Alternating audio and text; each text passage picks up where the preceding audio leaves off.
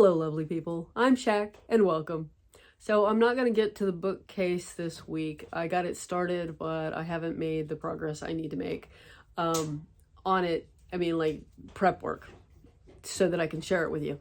The work schedule kind of got shifted because of illness, and so there's a lot of clay taking up space, projects that I got to do for Mudwood Cottage, Mudwood Gnomes. And so that means there's no place to glue it up for you and film the process. But I did get unexpectedly my controller for the train, so I can share that with you. And there was a lot of body swapping going on amongst the dolls. I pulled out projects from years ago when I was trying to sculpt, customize Blythe dolls, and discovered that I have 3 dolls in progress. 2 of them are ready for paint, and 1 is almost there. And then I had, well, I'm going to share with you the ones that I decided that I needed to just move them along. They were all there, and I could give them custom eye chips, but they weren't going to get carved or anything like that. I just need to move some projects off that list, so I'll share that with you, and the other body swaps. So let's turn this camera around and go visit the train table and the cardboard dollhouse and the high-rise. I had some clay to test and see how it worked out, and so I made a little turtle. He has a cute little face, and there I did through holes instead of doing a partial, so that I could string him together, and I'll probably stick a piece of wood in there to hold the elastics. But we have all our holes going through to put arms and legs on, and yeah, it's a little wonky. Doesn't match from side to side, which may give him a unique stance. And it's a more orange terracotta than what we usually use, and it has something in it that's supposed to help with hand building. And I will say that it does have some unique features that I created a learning curve, actually. Because it wasn't reacting like I was used to, but it worked out, I think. Came up with, it holds the details, and in some ways was easier, and other ways you just had to learn what I needed to change to make it work. But we'll get him fired up and string him up and show you when he's done. I don't know if he's going to get glaze, because that's really dependent on how you can get him into the kiln, not touching things. If you wanted, like if I wanted his whole head glazed, he'd need some way to hang, and I don't know if we've got that. So we'll wait and see. I don't know if watching the train go around its little circle is exciting for you, but it is for me, because it means, hey, it's got power now. I've got 2 little houses back there that might end up being part of the diorama. Like I said before, I have these dollhouses, miniature dollhouses, but they're on a slightly large scale. The little cardboard setup is a Valentine's town that I just put there to kind of represent where the town is going to go. And we got little people that are the right scale over on the left-hand side, where the train station will hopefully be eventually. Just sharing a little update of the fun of building the little town for the train. Obviously, all I've done is move things around and hook up power this week, but that's exciting. So I've started on covering the bench with paper, but I haven't made very much progress on cutting those papers to fit.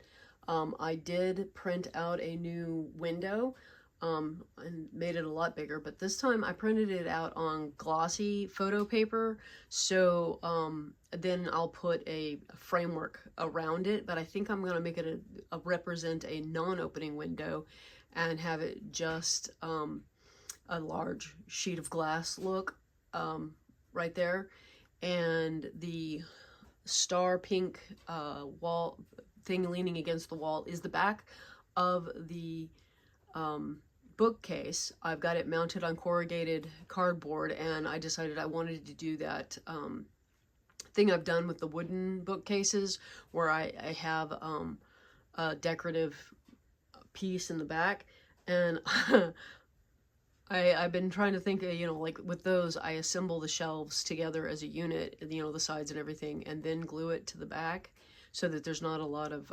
shifting and messing up that back paper.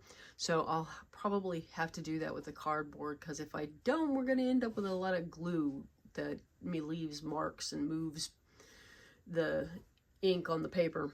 But that's what's going on there. Oh, and the photograph is not just the window is not just the photo paper.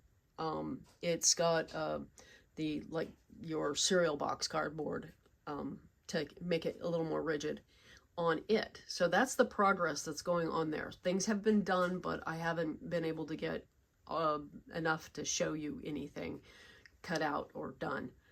So that's where that's at. We have a lot going on in here. So we've got Jacqueline and Isabella, which are listed, and I'm going to show you a little bit more about them in a minute. And this is a petite Blythe with a Nendoroid body. That body was ready to go, and I just put them together. We've got two Lika Chans sitting on the couch, and they just got new bodies. So they've got, instead of the wire bend at the knees and elbows, which never quite was posable enough for me, they now have the same Blythe body as the other dolls. And this Cindy here also got a Blythe body, which these are A-zone type. They came from AliExpress at one point, and I was just, like I said, I had this collection of stuff for customizing, and so we're doing a lot of swapping here. And I found the Kish doll the perfect shade to match her.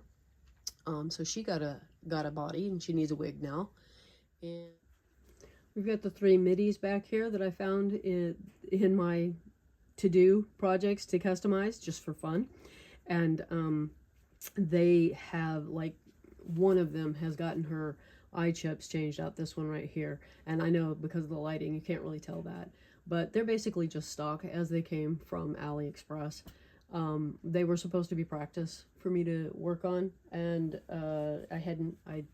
I stopped doing it. I just kind of set it all aside and stopped carving on the plastic, and there may have been a reason, not sure.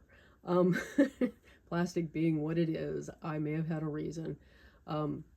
But then we also have Lika's little sister here got a new body, and she's much taller than she was. So we had a Cindy got much shorter than she was, because the Blythe body made this Cindy a lot shorter than even the petite Barbie body does.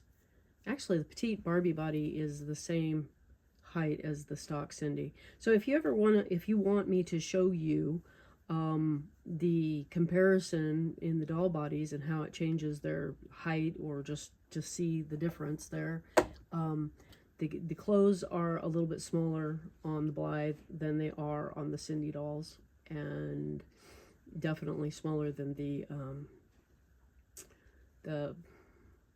Disney Illy dolls. Anyway, if you want to ever want a comparison, let me know and I can do that for you. Let's look a little closer at the 2 custom Blythes. It's a little dark over here, so I hope you can see. This Isabella has on a cute little outfit that has stockings and boots and the little shorts, overalls, and a shirt. And her custom pull cords are done by Cloud, my youngest. And the eye chips are all by BB Blythe. They're all her designs. So there's the second one. Anyway, that is Isabella. Boy, I am struggling to keep track of the names I gave them. So that's her. And this is Jacqueline. I think some of hers are BB Blythe and some of them are somebody else's. Like, I think those are by someone else, and I can't remember where I got them, so there's that. And her eyes don't close quite all the way, and that's just kind of how she is. But her gaze has, that was what I was trying to remember, her gaze correction. I did that to her. So I made her a little more fiery with a bit of nature influence in the eye colors. And she has a backstory that's on her listing. I really love her pull cords. They've got just such personality to them. And Heather Dove of Primrose and Madge made those. And then she's got herself this cute little outfit that includes stockings, shoes. These shoes are by Crafty Cora, which those are really nice quality shoes. And then she's got a skirt. This piece here is separate, so you could take that off, and then there's the shirt, so that she can have a different appearance with the same outfit. I'll just share those with you. And I think that is all. Was there I also managed to get the eye chips changed on this one, and her pull chains. Now she has a custom face that this isn't it. I've carved it and it's waiting on a face up. It has an open mouth and will have teeth. And anyway, so she's got this space theme going on. And I had a lot of fun with that. And she's been in the works since forever. That's actually one of my designs. Those are just so much fun. Anyway, the pull cords were, I believe, BB Blythe. I think she did those. And the those eye chips are definitely hers.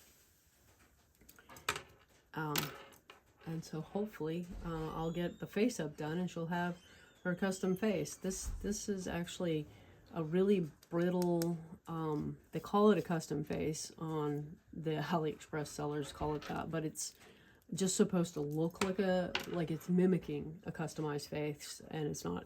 It's brittle and it's really hard to customize if you wanted to change it. But it's a pretty enough face. It's just not what I wanted, shall I say. Anyway, I don't know what I'll do with it once I'm finished with this girl, but you know, maybe I'll go ahead and try and customize it since I have it. And I hope that update was entertaining in some way, and that you have a delightful day and a wonderful week, and I see you in the next one. Bye bye.